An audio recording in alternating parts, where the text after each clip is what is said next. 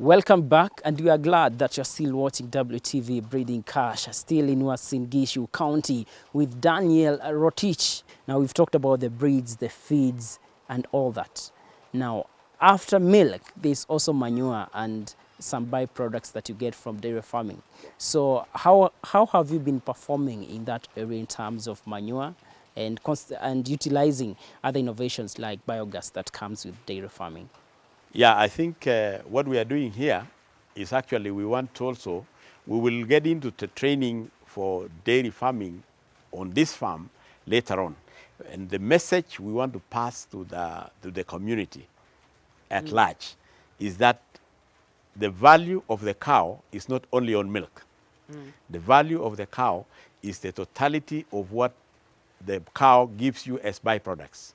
For us, here, we are standing on a 32 cubic meter dome right now, where I produce the biogas. And the biogas is used for our cooking, for all the hot water at the dairy, for cleaning.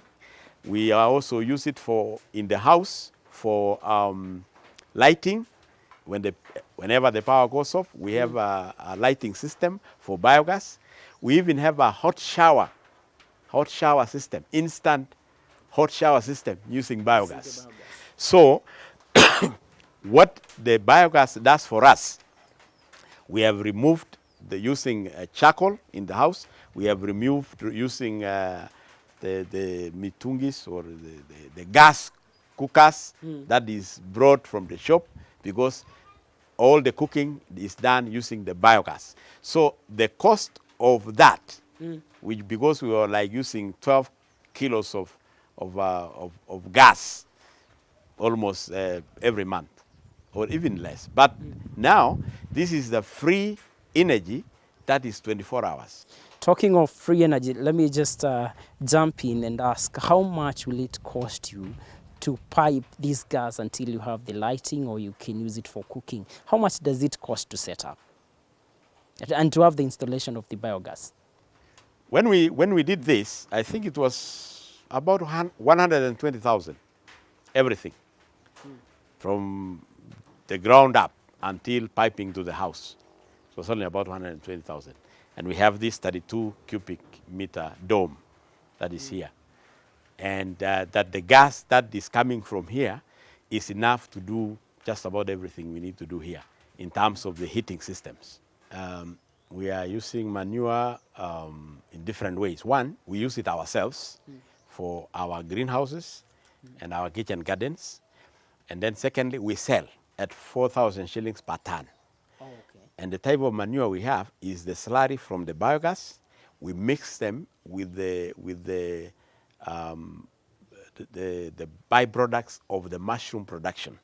Whenever we are through with harvesting mushrooms, we have the compost, which is purely organic. So we mix with our slurry from the biogas, and we treat it for a while, and we sell them at 4,000 shillings per ton. And it's already, people are already taking, even right now, whatever we are producing from our mushrooms is already booked. The challenges mainly in dairy has been the feed.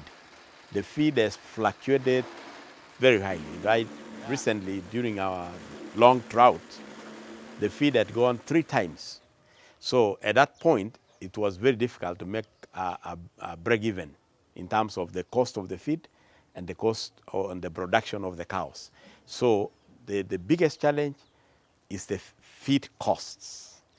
But other than that, the diseases we have been able to minimize because of the zero grazing units and the hygiene we try to keep. Other than that, other than the feed, I think the breeding is part of is another challenge.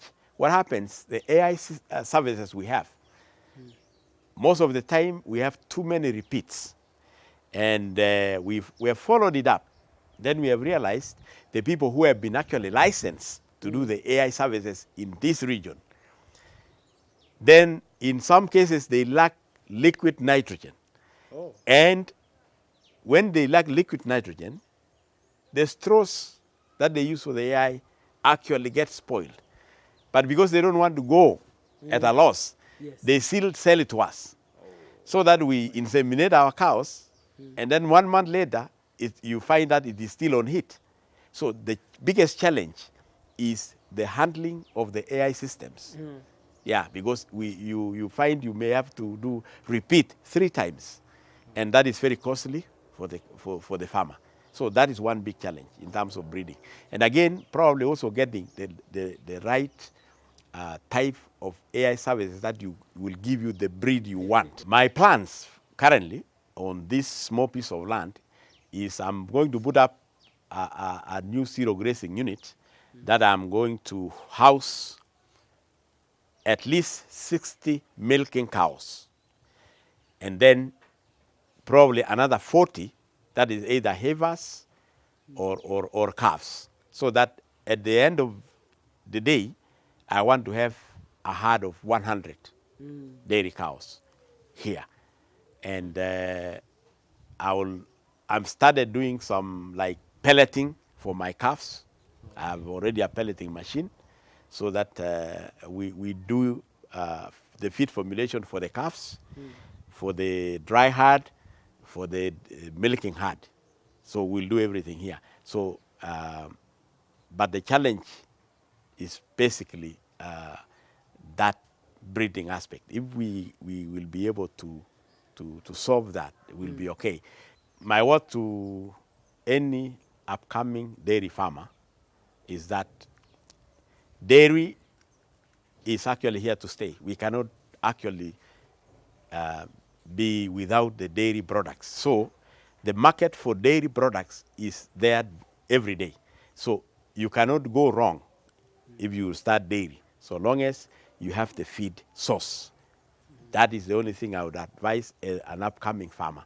If they can identify the feed source, Yes. then they can do dairy anywhere in this country.